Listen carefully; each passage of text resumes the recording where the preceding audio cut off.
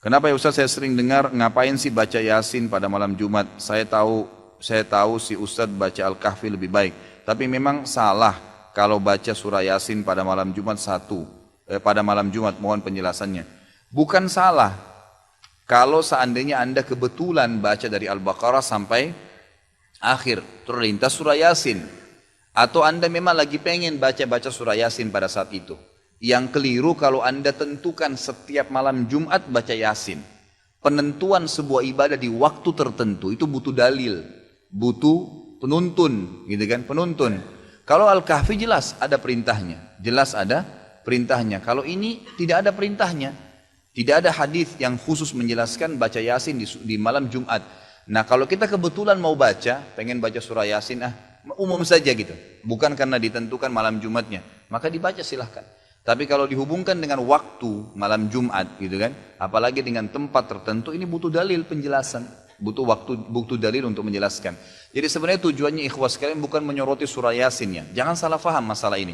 Tapi saya hanya ingin mengajak kita semua ini kembali kepada kemurnian ajaran Nabi Muhammad SAW. Apa yang beliau tuntun kerjain, yang tidak ada tuntunannya jangan ditambah. Sedangkan yang sudah ada sudah banyak sekali gitu kan. Kalau kita akhirnya pilih Yasin daripada surah Al-Kahfi berarti kita meninggalkan yang lebih pantas gitu kan. Semestinya begitu.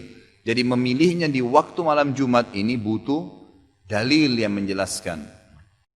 Apa yang baik dilakukan menurut Islam apabila mau pindahan atau sudah pindahan rumah? Apa perlu diadakan syukuran untuk pengajian? Setahu saya tidak usah, nggak perlu. Jadi tidak pernah ada riwayat disebutkan untuk Nabi SAW baru bangun Masjid Nabawi atau Masjid Kuba kemudian buat acara syukuran. Belum ada sebenarnya itu. Jadi ringankan aja saudaraku, ringankan aja, nggak ada masalah. Nggak ada istilah nanti jadi bala, jadi masalah kalau nggak syukuran, nggak ada kok, gitu kan. Tapi kalau seseorang sebagai tanda syukur kepada Allah Subhanahu Wa Taala, dia mau menyembelih hewan, kemudian memberikan makan orang miskin, mungkinlah. Atau memanggil kerabatnya untuk datang, ini sebagian ulama mengatakan sudah ada.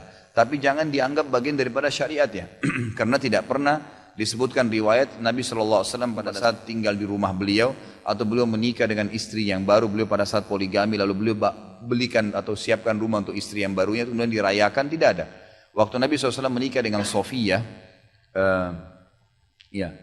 waktu menikah dengan Zainab mantan istrinya Zaid bin Haritha, itu kan, beliau SAW menyiapkan tempat kemudian untuk rumah Zainab, kemudian beliau mengundang sahabat untuk makan saja pada saat itu.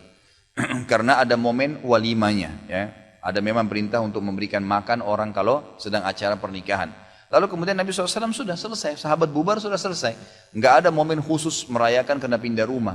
Itu makan pun makannya karena diperintahkan. Kata Nabi SAW kepada Abdurrahman bin Auf, pada saat beliau sudah pakai baju baru, kata Nabi SAW, ada apa Abdurrahman? Kayaknya kau sudah berubah keadaan kamu. Dia bilang, iya Rasulullah, saya baru menikah dengan wanita Ansar. Kata Nabi SAW, apa yang kau kasih? Dia bilang, saya kasih segumpal ya, gumpalan emas gitu kan. Lalu kata Nabi SAW, awlim walau bisyad, iklanin walaupun dengan seekor kambing saja, artinya undang orang, tapi acara perkawinan gitu kan. Kalau pindah rumah nggak ada hadis yang menyebutkan masalah itu.